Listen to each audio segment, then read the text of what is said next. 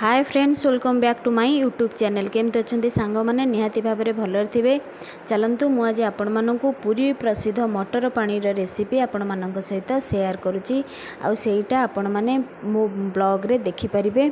आ मटर सूप मु कौन कौन सब नहीं बिना तेल और मसला यहाँ प्रस्तुत करी, जोटा कि सान ठू बड़ पर्यंत समस्ते खावाईका खूब पसंद करेंगे।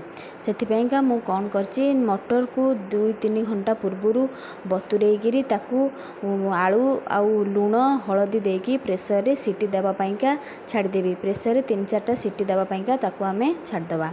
तापरे आमे तापाई मटर सूप पाइका आमे खटा पानी प्रस्तुत करवा। मु एठेरे तेंतुल की किछि समय पानी रे बतुरे रखिथिली।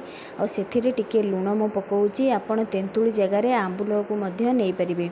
आ सेथिरे कंचा लंका टिके मु चकटिकिरी दउची। आपण माने चाहिए कंचा लंका को छेची अदा को मध्य छेचिकी एथिरे आपण देई परिबे। जदि आपण माने अधिक राग खाउथिबे ताहाले लंकार परिमाण को आउ टिके बढ़ेबे। देखंतु तेंतुली मोर बहुत भल भाव में बतुरी जाइथिला। तो मु चकटिकी लंका एवं तेंतुलीर देखंतु टिके रस काढ़ी देइची। तो देखंतु ता देहरे आमे कौन करवा ना, जेहेतु मुझे बिना पियाज रसुण रे बनाऊँगी तो सेथिपे मु सेथिरे टिके जीरा गुंड आउ धनिया गुंड को एथिरे मु ऐड करुची। आपण माने चाहिले एथिरे कटा पियाज को मध्य देई परिबे। मो खटा पानी वर्तमान प्रस्तुत हो गला। तापरे आमे जो मटर को सिझेइजे ताकू चलंतु देखिबा। देखंतु मो मटर सिझाटा ऑलमोस्ट हो सारानी।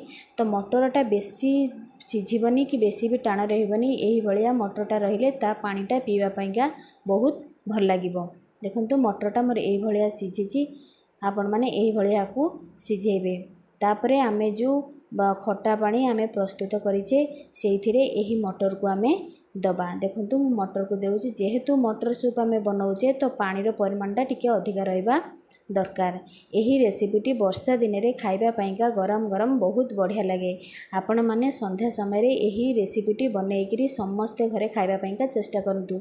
ये रेसिपीटी ऑयल फ्री एवं हेल्दी आउ टेस्टी मध्य। छोट पिला माने खाइबा पाइका बहुत खुशी हेबे। निहाती भाव में सप्ताह को थरे यही रेसिपीटी यही वर्षा दिन में करबा पाइका चेष्टा करंतु। देखंतु मोर रेसिपीटी पूरा बनी गलानी। तापरे आमे एथिरे कौन पकेइबा ना, किछि जीरा गुंड को आमे एथिरे पकेइबा। देखो जीरा गुंडटी अल्प परिमाण रे मु जीरा गुंड पकाउची। तापरे आमे किछि एथिरे बीट लुण को मध्य दबा। या फल कौन हम ना आमर मटर पानीटा आउ टिके टेस्टी मध्य पाटिकी लागिबो। देखंतु मोर वर्तमान मटर सूप रेडी हो गला। देखंतु तार कलरटा केमते आसी आ पानी मध्य रहिची। आशा करुच्ची आपण मानकु मोर एई मटर सूप रे रेसिपीटी निहाती भाव में भल लागिथिबो।